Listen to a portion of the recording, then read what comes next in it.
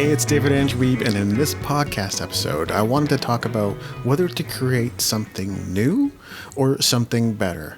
Now, if your story is anything like mine, you've encountered a situation where you've put a release out into the world, you worked really hard at it, and what came back to you was feedback and constructive criticism and possibly even critique, maybe even some unwarranted hate.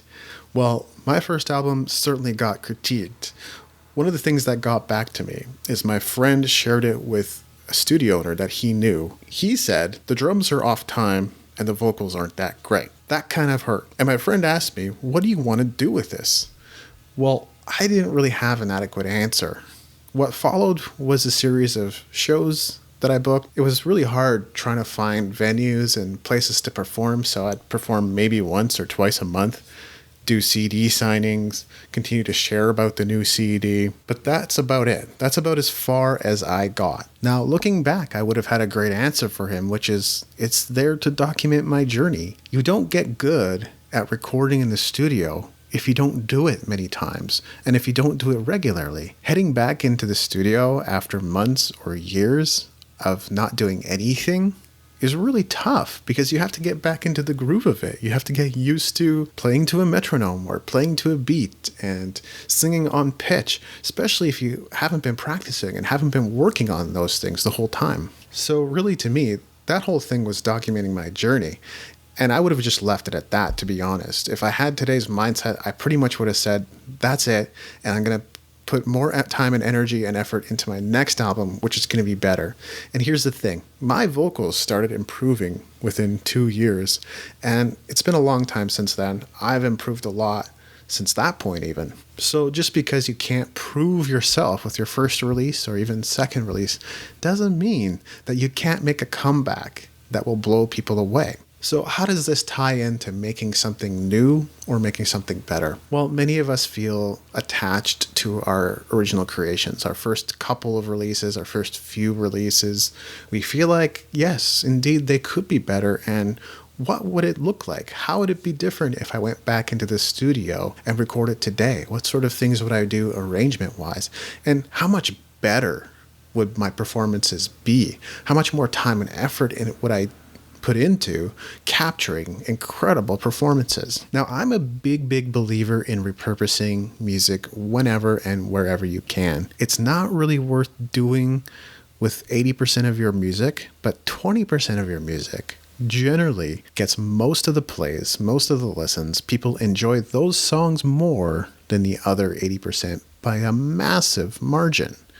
So those 20% of the songs, it's worth creating new versions, whether it's an updated version, a remix, acoustic version, electric version, jazz version, blues version, reggae version, acoustic version, whatever it might be, it can be worth doing updated versions of old songs or old releases. This in the marketing world is what we would call an improvement offer. And an improvement offer is just that. It's taking something that's already available, but making it a better product. But here's the issue. Improvement offers may do well, but they're not going to do as well as something that's brand new. People are always excited to see something that's new. They come to your website predicting or anticipating something brand new. This is really the power of content in general.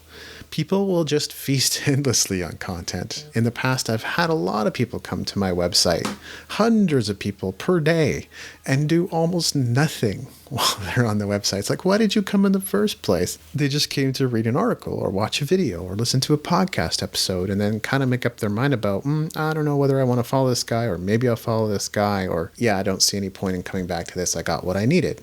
Whatever the case might be. So that's the thing about content. It may feel like an endless content hamster wheel, but given the choice, people aren't going to take something better.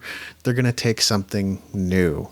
They get excited about new things. They want new things. So even though the temptation is going to be to fix those miscarriages, the things that you've given birth to that weren't quite as good as you once hoped they would be, and to polish them. And polishing is an incredible skill to gain as a musician, and so is editing. It is still better for you to focus on your next release, your new release, and continue to come out with new things before you worry about looking back on the past and wondering how it could have been better and why it should have been better. Not everyone is going to do everything perfectly. It may appear as though everybody that's a professional musician or a major label musician has a spotless history, and that's just simply not the case. Everybody's made mistakes. Everybody's had really bad songs. Everybody's had really bad recordings. And probably the vast majority of those tracks you will just never hear. They will sit in the archives somewhere. So don't dedicate too much energy to the past. Of course, it's worth doing 10th anniversary and 20th anniversary and 30th anniversary editions if your original release was popular enough to warrant it. But otherwise, we should always be looking forward, always be working on something new, because something new is going to be received better by your audience than something better. Thanks for listening. The opening theme, closing theme, and closing segment ambient music was created by Brian Bob Young. If other music was used in this episode, it's credited in the show notes at musicentrepreneurhq.com. Please leave us a rating and review in iTunes to help us spread the word about the show.